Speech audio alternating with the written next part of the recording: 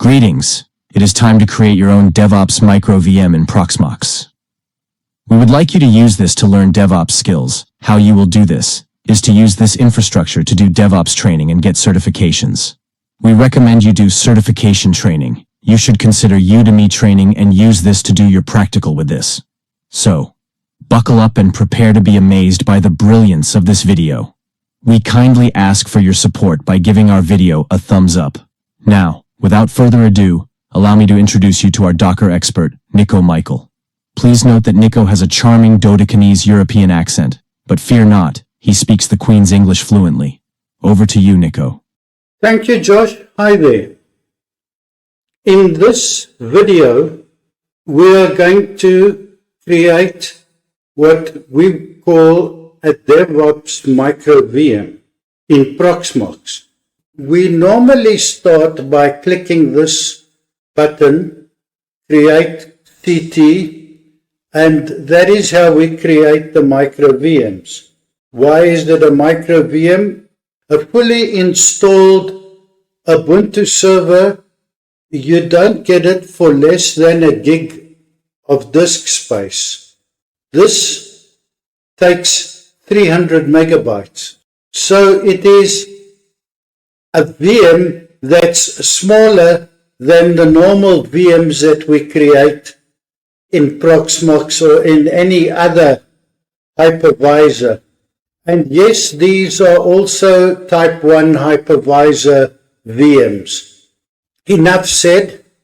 If you don't know how to do that, please watch our previous video and the one before. There we did full installations and we showed you how to create this. The instructions for this video can be found in our blog. Have a look down below for the link. Also, if you haven't watched our previous video where we showed you how to create the micro VM or what Proxmox calls its container, have a look for the link down below for that video as well. You need to go through that procedure to create the micro VM. Having done that, let's open it. After starting it, as you can see it's already started, you click the console button and let's expand this. And now we are ready to start.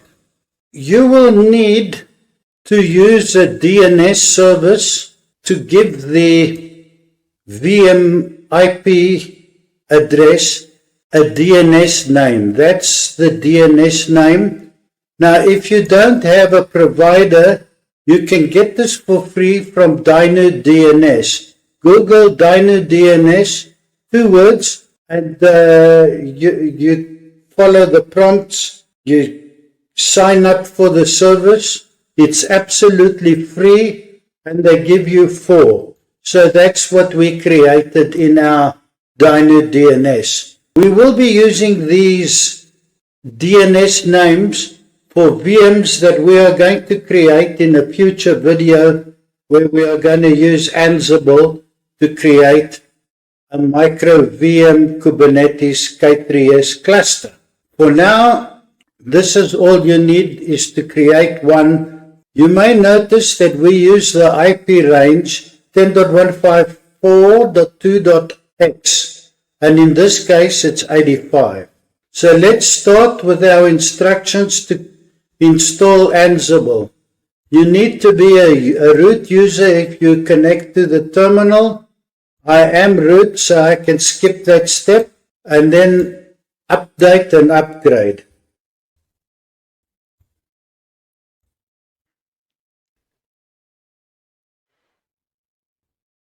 And upgrade. To make it convenient, I have placed all the instructions here so we can copy and paste from here to the server. Paste, enter.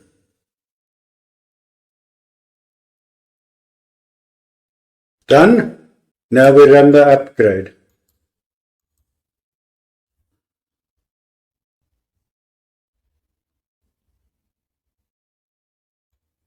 This is going to take a while So we are going to pause the video and resume when this is complete.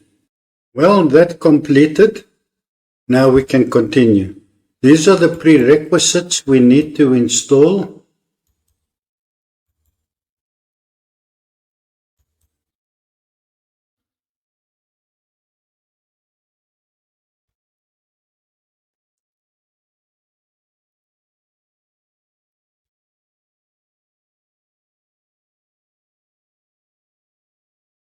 We will pause the video. And now we add the repository for Ansible.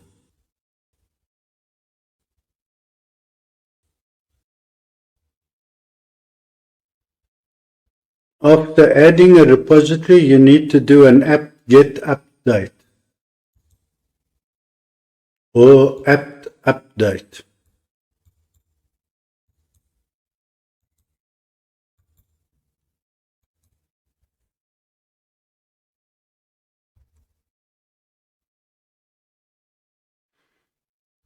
Now we can install Ansible.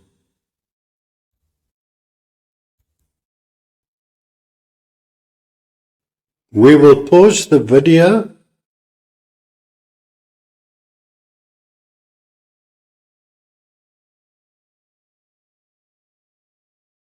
We now need to create an Ansible user.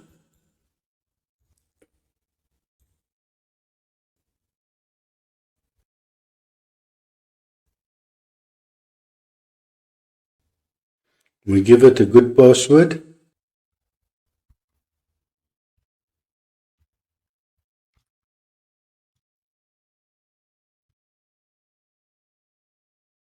And you can just press enter for these and enter for that. And now we want to make this user a sudoer. In other words, that this user has got sudo access.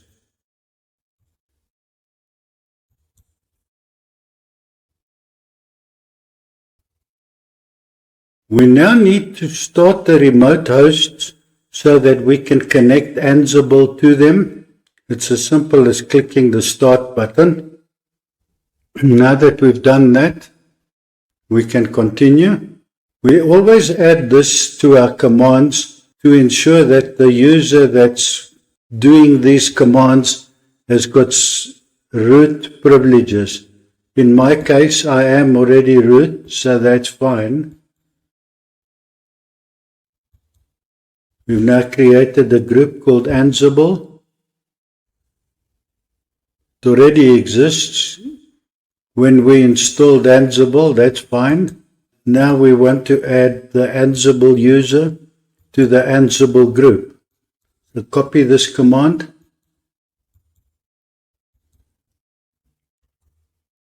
So let's just do this command to become the Ansible user.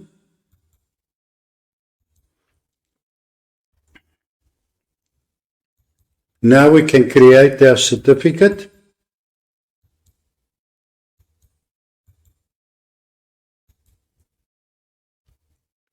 Press enter for all the options. These were the 3 VMs that we had started. These 3 here. So now we want to copy our certificate there so that Ansible can control these servers. I've already created the Ansible users on this server. What I'm going to do now is I'm going to SSH to these servers from here.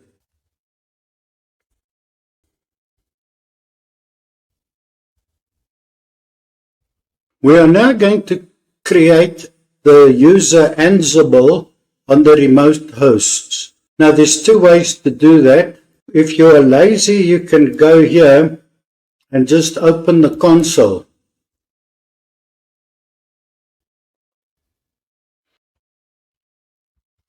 Now that we've done that, we do a sudo su dash, and then we do a add user, and we do a add user, and we call it Ansible. it will tell me that I've already got that user, but that's fine.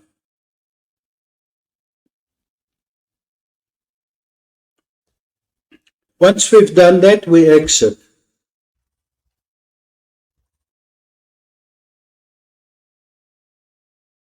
And you can sudo to become root. That's perfect. And then you can close the console. And you repeat this process for all three of these VMs. In other words, all the VMs that you want Ansible to control. Now that we've created those users, now we need to do something different now. So we go back and open the console. And let's go back to our instructions. So you see we've done these commands here for creating Ansible users on the VMs we want to communicate. Notice we created a group called Ansible. We created the user called Ansible. We gave the Ansible user a sudo access, and then we also gave the user access to the Ansible group. So the add group Ansible would now give that user Ansible. And that's all we need to do for each of the remote VMs that we want Ansible to connect. Now we're looking at these instructions. And here we need to start with a sudo su because we want to be root. I'm already root, so that is fine. Then we add user Ansible. It should be here on this server already because I was testing. In your case, you just follow the prompts. It will ask you for the name. You give it a full name, like in my case, it would be Nico Michael. And yes, I'm not related to George Michael. And then you follow the prompts and you just, till you've created the user, you can just say enter, enter, enter for all the prompts. That's good enough. It'll work. Now that we've added that user, we need to also add it to the Ansible group. Remember, the Ansible group was created when we installed Ansible. We are now going to make the Ansible user a sudo. This is the command.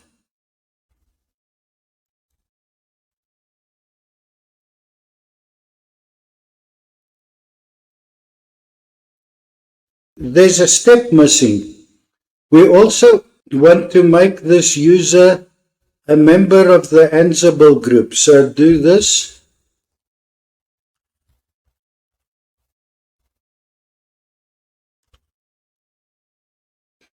Right. Now that we've done that, we want to switch user to the Ansible user. So this is the command we will run. Sudo dash and then Ansible. And this will switch the user to Ansible. And you can see our user is now Ansible. Having done that, you then run this command.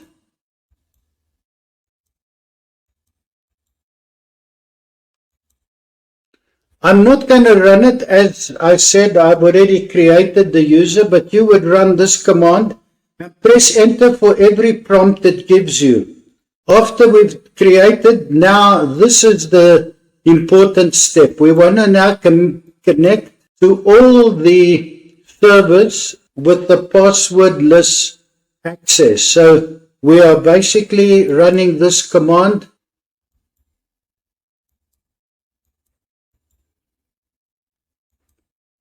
Which is going to copy our certificate to the remote server. In my case, it's already established, so it's not required. In your case, the minute you run this command, it will ask you if you want to connect. You must type yes, Y-E-S, and then the password. That's the Ansible user password. Note, I keep the user password the same on all the servers. This makes it easier. After we've done that, we do the same for the other servers. Copy, paste. I'm not going to run this command, but that's what you do. And then finally the other one. And then we need to get back root access, so we must exit from this user. and that will give us back root access, right? We've done that. Now, I've already created this directory. In fact, I didn't create it myself. Ansible created it for me. So if I try to run this command, it will tell you it exists. You'll see now it will tell me this directory exists. That's fine. And then you need to edit this file.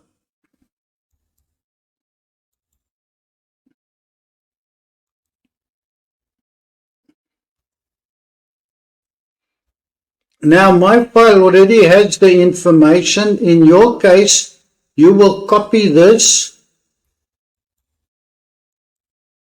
and you will go here and paste it.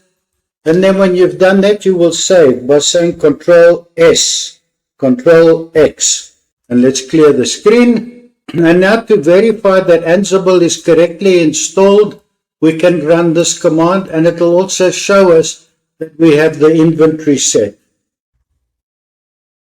There we are. What we expected, we found. This is what we expected. This is what we got. Now that we've installed Ansible, we need to install Semaphore. And with any installation on an Ubuntu server, you always have to run the update. Let's paste this command in here. Enter.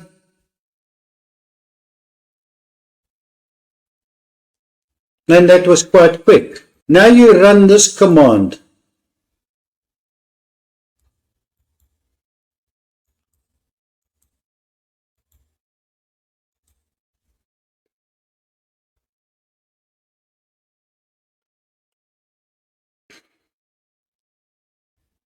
And it tells you here that you need to run apt update. So let's do that.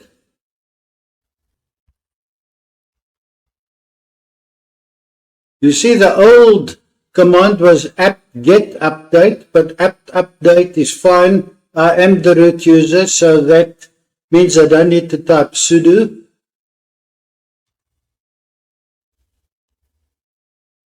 And that is because we added the repository.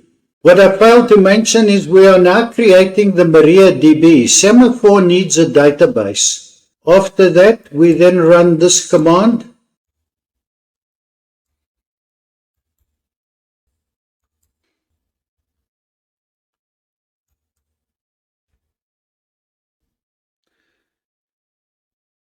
I've already created the database, so I can just say Control C. You will press Enter and create and run that command. And then you will run this command.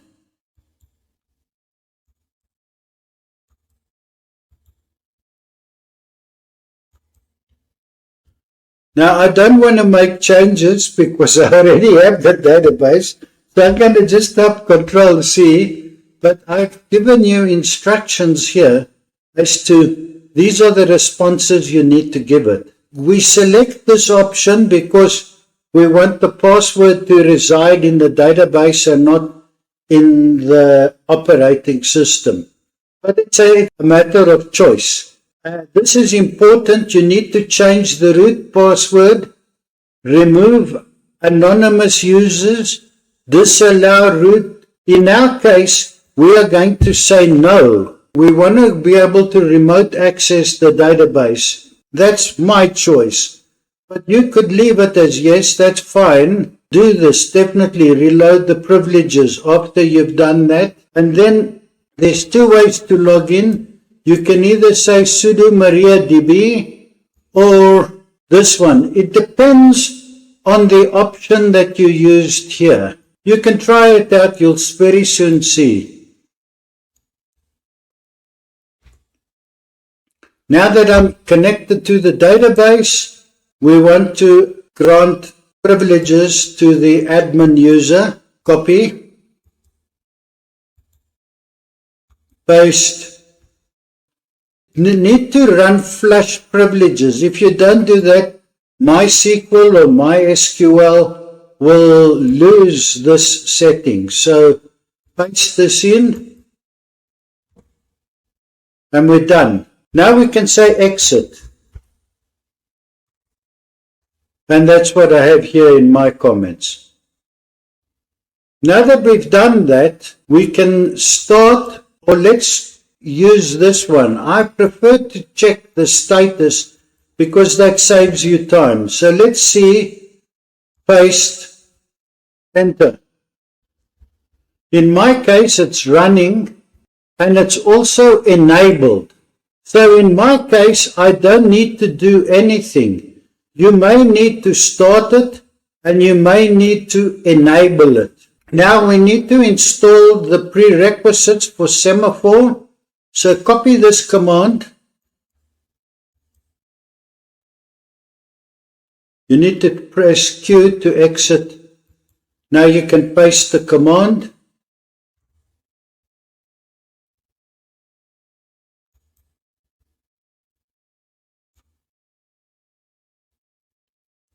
And there's some software that we want to install here. The software properties common, the wget and the curl. You need these to do this installation. So paste this in. It'll tell you that I've already installed it. So that's fine. In your case, it will install it. And after we've done that, we should now have Git installed.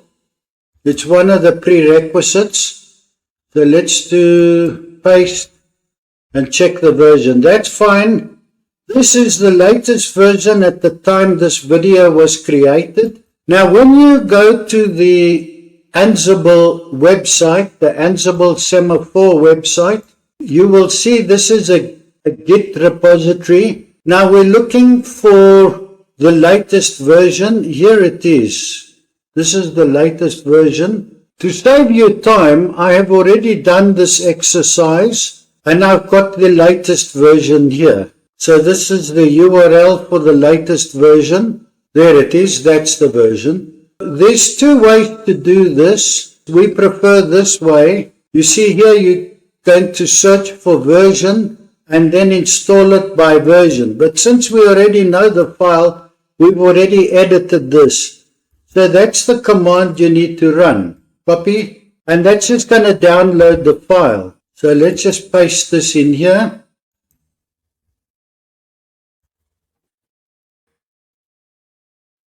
Done. And then you run this command. And what it is the file that we've downloaded, that file there. If you say sudo dpkg-i, it will install this as a package. And it is a package, it's a .deb file. So that's the command you run. I'm not going to run it. Control C. We need to verify that Semaphore was installed. Run this command.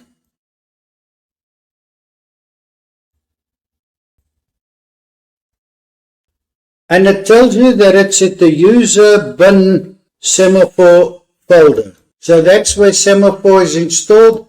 We expected it to be there, so that's fine. And then you can also run Semaphore version. Right, that's the version we wanted. That's installed. That's great. Now we have installed Semaphore. This step that we are going to do now is a step that you can do again and again. When you run this step, if you have a problem and it doesn't work, you can run this step again. So you type sudo Semaphore setup. I'm not going to do that because I've already done that. Or let's try and run it and stop it. Sudo Semaphore setup. I'm going to mock that I'm doing this just to show you. You select number 1 for MySQL or MySQL. Now this one, leave it as is. The DB user, keep it as root. And the password and the DB name, keep that there. And keep that there. Now here you press enter. You don't want to change this. And then you follow all the prompts. I'm going to exit out of here. You will say no for the alerts. And if you have a problem, you can run these commands. You can list the users with this command. Remember, we created a user or set up a user called admin, and that is the user that you're going to log into the server with. So let's run this. And it's told me, there it is, admin, with the password. For my requirements, this is fine. You then run this command.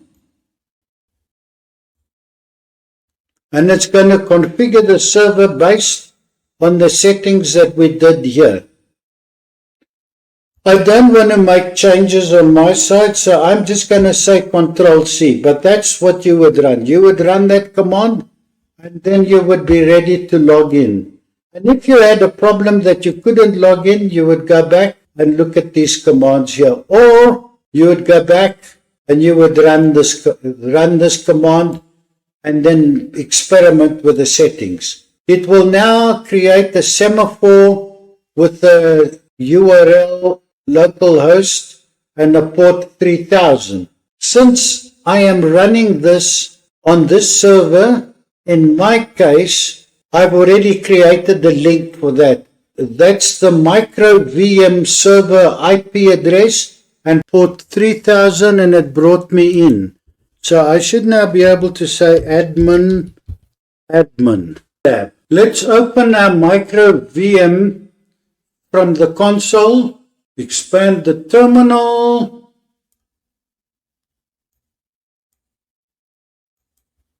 and let's open our instructions.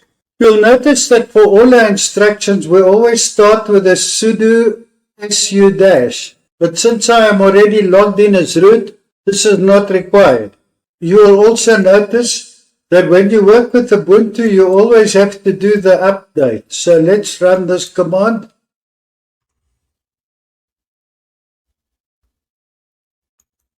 Now we can start. These are the prerequisites. Notice that I have got two sets of instructions because I looked at two sources when I was doing the research, and we found this one to be the better.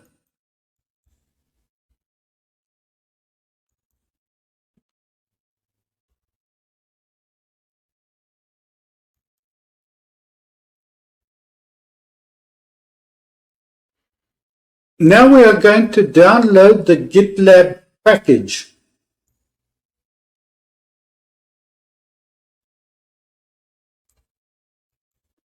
Copy this command, paste, enter.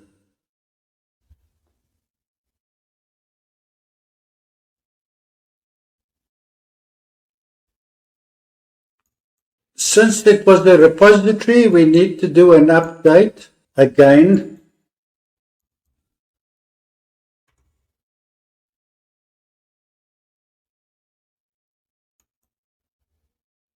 And now we can install GitLab.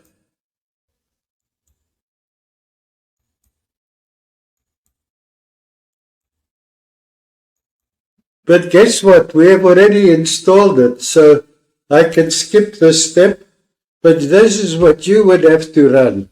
We now need to edit the configuration file. Copy this command to edit that file. Enter. Now near the top somewhere we will find a URL. It's over here. Notice I have commented it out and I have put a link to our server.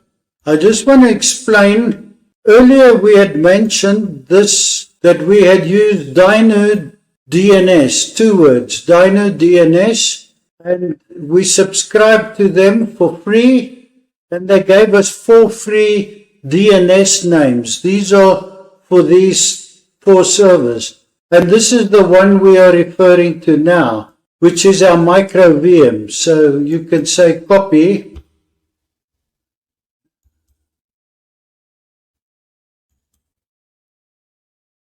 And there it is.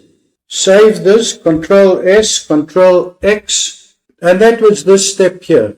After completing this change on the file here, we can now check the status. Copy this command. When you've made this change, you need to run the reconfigure command. We don't want to run this command because our server is working and we don't want to break it. But that command is what you need to run. After we reconfigured GitLab, we need to run this command.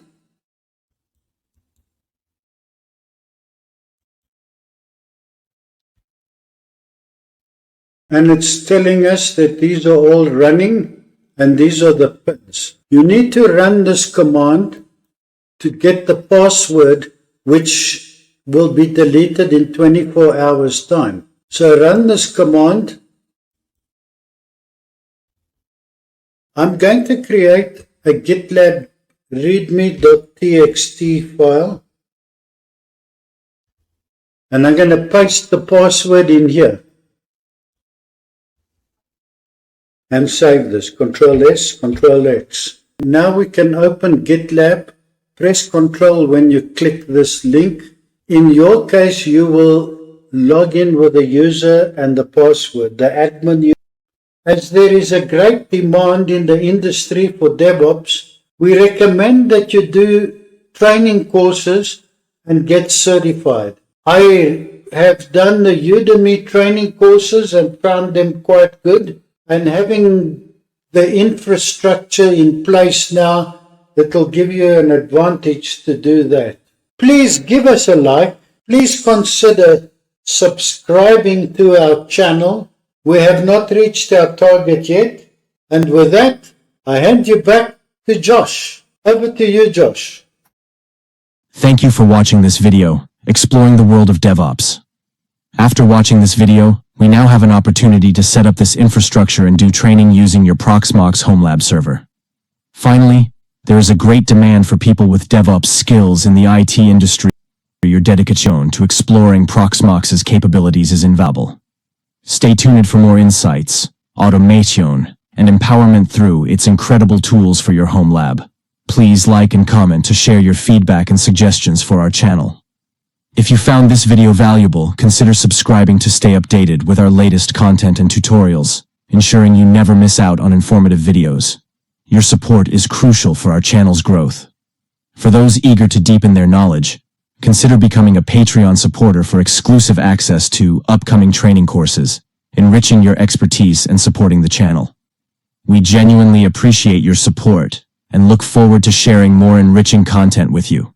Stay curious, keep exploring, and continue harnessing Proxmox's remarkable potential in your home lab and DevOps journey. Thank you for being part of our community.